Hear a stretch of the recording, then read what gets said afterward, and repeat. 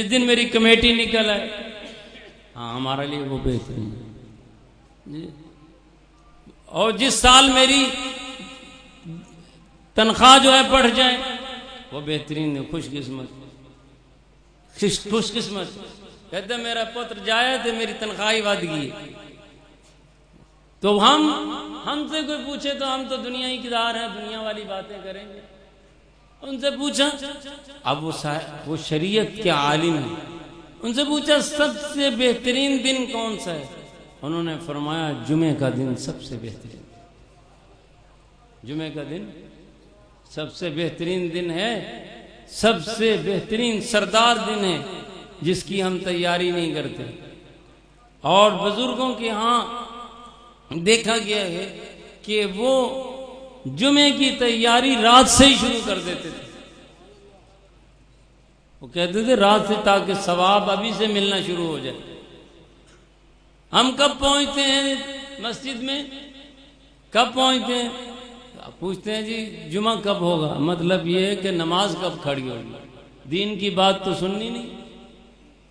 امام صاحب یعنی جمعہ کب پڑھائیں، اور اس میں بھی آخر میں آتے ہیں جب وہ خطبہ دے رہا ہوتا ہے۔ دین کی قدر نہیں، محبت نہیں۔ اللہ سے محبت ہوتی تو اس کے گھر میں سب سے پہلے آتے، اس کے گھر میں آ کر سب سے پہلے بیٹھتے۔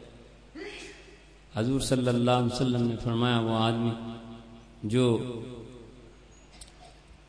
قلبہ معلق بالمساجد، وہ آدمی جس کا دل مسجد میں لگا رہے گا، مسجد میں اٹکا رہے گا، جب قیامت کے دن اٹھے گا تو اللہ تعالیٰ اس کو اپنے عرش کے سائے کے نیچے کھڑا کرے گا۔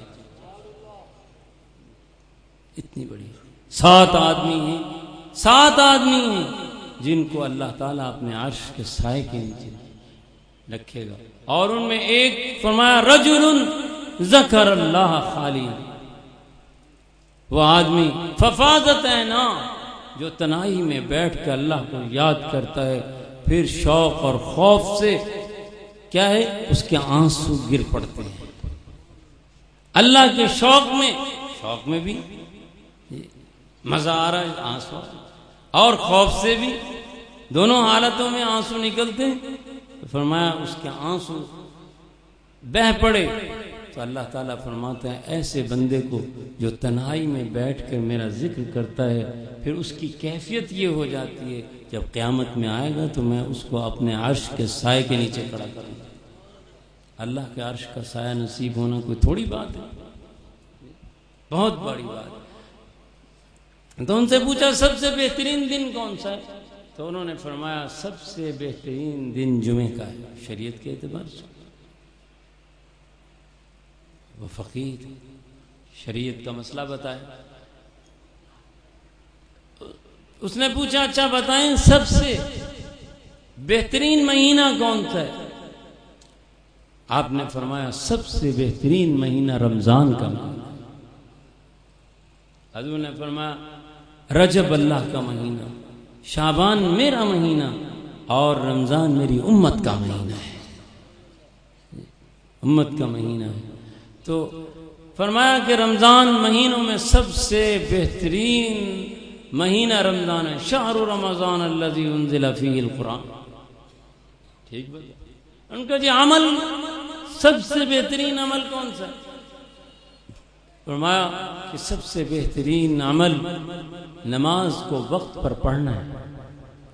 ان الصلاۃ کانت علی المؤمنین کتابا موقوتا، وقت پر پڑھنا ہے، ٹلا کے نہیں پڑھنا بلکہ اس کو وقت پر پڑھنا ہے۔ ہم نے یہ سنت بھی ترک کر رکھی ہے۔ کتنے لوگ ہیں مسجد میں ہی نہیں آتے، وہ دکان پہ ہی مصلی بچھا لیتے ہیں کہ کہیں گاہک نہ بھاگ۔ تیرا دل تو اقبال کے، ہم اقبال کے شعر پڑھتے ہیں جی، کہتے اقبال اقبال کرتے ہیں لیکن مانتا کوئی نہیں اسے، مانتا کوئی نہیں۔ وہ کہتے ہیں کہ تیرا دل تو ہے صنم آشنا، تجھے کیا ملے گا نماز میں، وہیں وہاں مصلی بچھا کے، کوئی عذر بھی تو ہو، کوئی عذر نہیں، کوئی عذر نہیں. تو فرمایا حضرت علی رضی اللہ تعالیٰ عنہ کے پاس گئے. حضرت علی رضی اللہ تعالیٰ عنہ عجیب جواب وہ اپنی مناسبت سے انہوں نے دیا. حضرت علی رضی اللہ تعالیٰ عنہ کے پاس گئے, پوچھا جناب والا سب سے بہترین دن کون سا ہے, سب سے بہترین مہینہ کون سا ہے, اور سب سے بہترین دن کون سا ہے؟ انہوں نے فرمایا سب سے بہترین مہینہ وہ ہے جس میں اللہ تعالیٰ تجھے توبہ کی, سچی توبہ کی توفیق دے. کون سا مہینہ بہتر ہوا؟ ہاں, جس میں اللہ تعالیٰ تجھے سچی توبہ کی توفیق دے, وہ تیرا بہترین مہینہ ہے.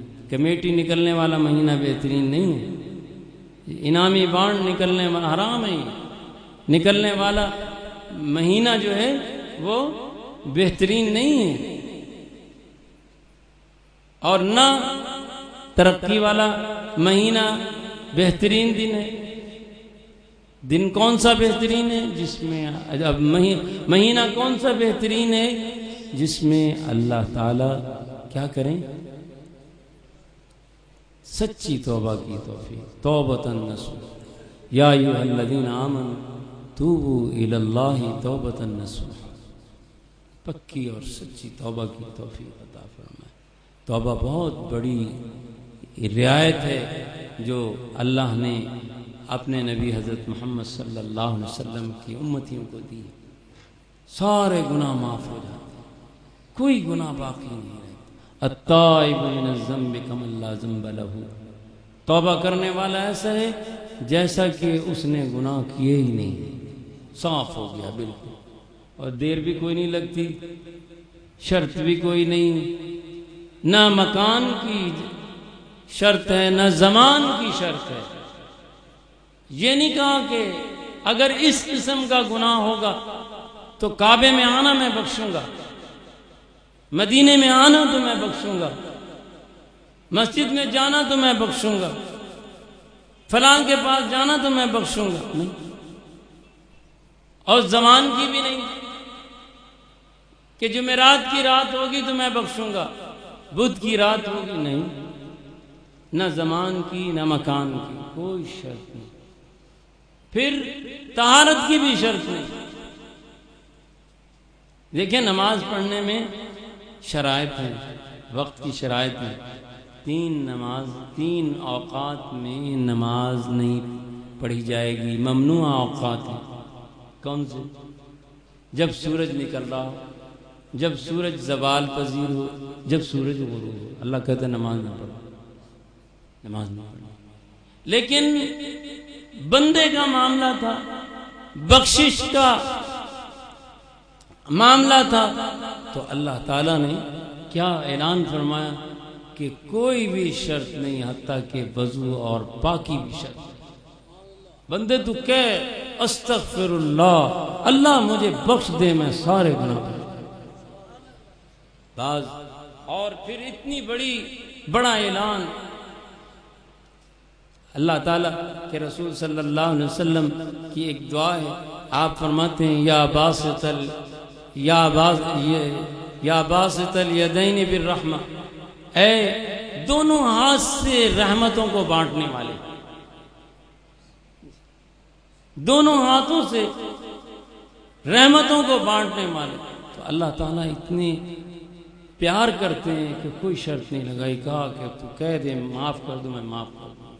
بلکہ اگر تیرے اندر جذبہ خلوص اور ندامت اور شرمساری انتہا درجے کی ہے, اور تو عاجزی کر رہا ہے, اللہ کے سامنے گڑ گڑا رہا ہے, تو اللہ تعالیٰ ایک اور خوشخبری دے رہے ہیں, ایک اور خوشخبری دے رہے ہیں.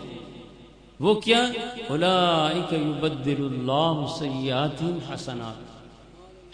یہ ایسا توبہ کرنے والا ہے, یہ ایسی توبہ کرنے والی ہے کہ ہم اس کے ساتھ کیا معاملہ کر رہے ہیں، ہمیں اس کی توبہ ایسی پسند آئی ہے، ایسی بھائی ہے کہ ہم نے اس کی بدیوں کو نیکی میں تبدیل کر دیا، گناہ جو ہے نیکی بنا دیے۔